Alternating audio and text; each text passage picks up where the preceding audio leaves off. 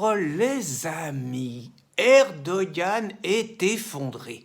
L'Union européenne, au bout de 2 mois, a pris la mesure de la situation. L'espace Schengen est fermé et des frontières à l'intérieur sont fermées. Donc, avec ces migrants, il a plus le droit de rentrer en Europe. Je suis sûr qu'il a encaissé le coup comme il convient. Macron n'a jamais été capable de dire il est le dernier dirigeant européen, il n'a pas pu le dire qu'il fermait la frontière française. Manifestement, cela ne posait aucun problème à ce mec qui aujourd'hui nous fait des grands numéros de chef de guerre en répétant 6 fois nous sommes en guerre. Ça ne lui a posé aucun problème de vouloir confiner les Français, de les mettre sous cloche, tout en laissant les avions atterrir dans les aéroports et des personnes venant de l'étranger en descendre sans problème, et tout en laissant notre frontière ouverte à tous ceux qui veulent rentrer.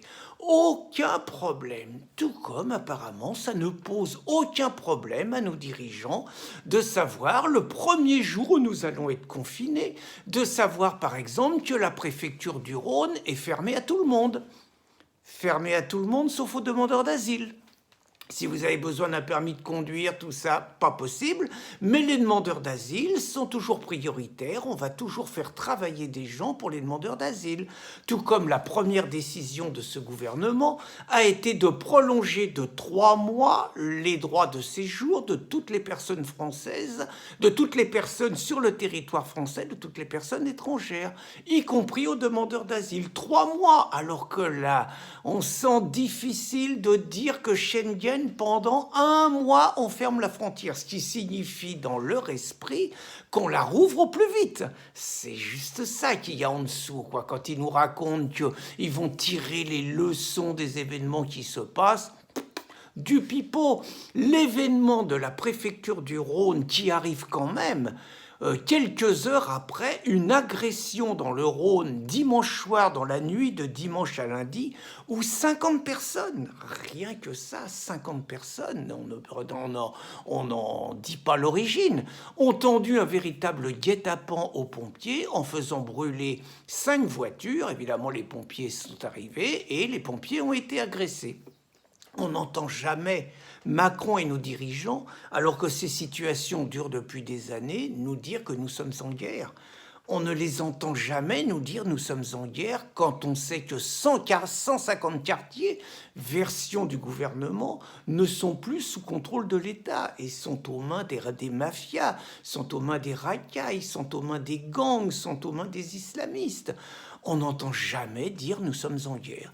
Quelle va être l'attitude? Parce que moi j'ai entendu le discours de Macron, mais on a l'impression qu'il n'est pas au courant, qu'il n'est pas le président de la République d'un peuple homogène. Nous ne sommes pas en Italie, nous n'avons pas un peuple homogène.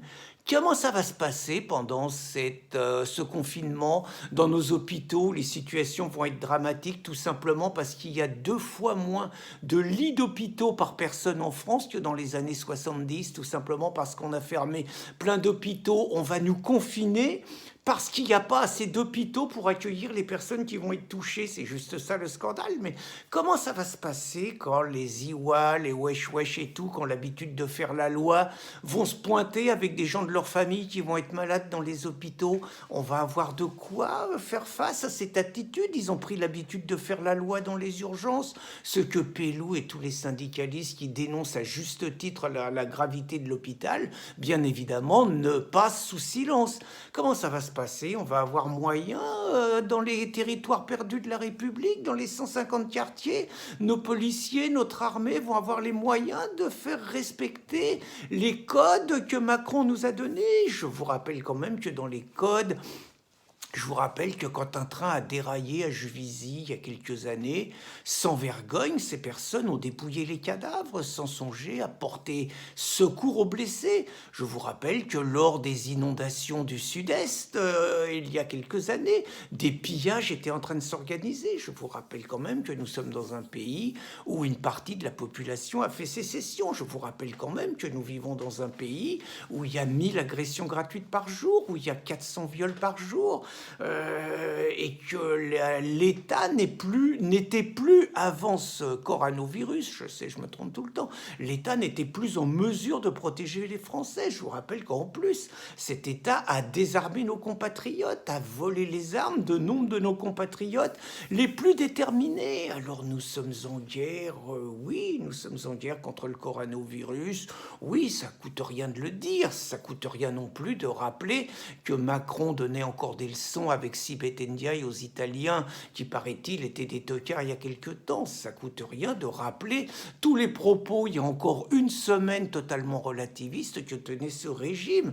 Ça coûte rien de rappeler quand même que par son arrogance, que Macron tirait l'oreille des Slovènes qui avaient fermé la frontière, que par son arrogance, par son aveuglement technocratique, mais par son idéologie, nos dirigeants sont quand même responsables de ce qui nous tombe sur la gueule. Ça coûte rien de le rappeler. Alors, nous sommes en guerre, oui, nous sommes en guerre contre le coronavirus, oui, oui, la frontière est fermée pendant un mois, mais ça veut dire qu'ils veulent la rouvrir. Nous sommes en guerre, nous sommes en train de financer, à juste titre, de la solidarité, tous les salariés, chômage technique, les individuels, les artisans, les entrepreneurs et tout, nous sommes en guerre, mais nous sommes en guerre, on va avoir les moyens de continuer à filer 130 milliards par an pour l'immigration. On va avoir les moyens de continuer à payer la transition écologique et les éoliennes. On va avoir les moyens de continuer à filer du fric à toute la nomenclatura. Bref, toutes ces questions que posait à juste titre la France des Gilets jaunes avant que la gauche ne phagocyte le mouvement et ne transforme ça en un mouvement uniquement social en mettant de côté tout le côté identitaire et toute la révolte fiscaliste. Alors moi j'ai envie de dire à nos compatriotes, d'abord protégez-vous le mieux possible naturellement contre le coronavirus, faites ce qu'il faut, vous verrez sur Riposte Laïque quelques articles intéressants qui donnent des conseils aux gens en dehors des circuits hospitaliers classiques, qui donnent des conseils aux gens pour prendre le maximum de précautions. Protégez-vous, mais n'oubliez pas de vous protéger contre ceux qui vous font la guerre au quotidien et qui vont profiter de cette situation inévitable si le chaos qui est à craindre, si le chaos voit le jour, qui vont profiter de cette situation pour venir voler, piller, violer, comme ils savent le faire. Sachez également et prévoyez, quoi qu'en dise le gouvernement, de vous défendre contre ceux qui vous font vraiment la guerre. Bonne journée les amis.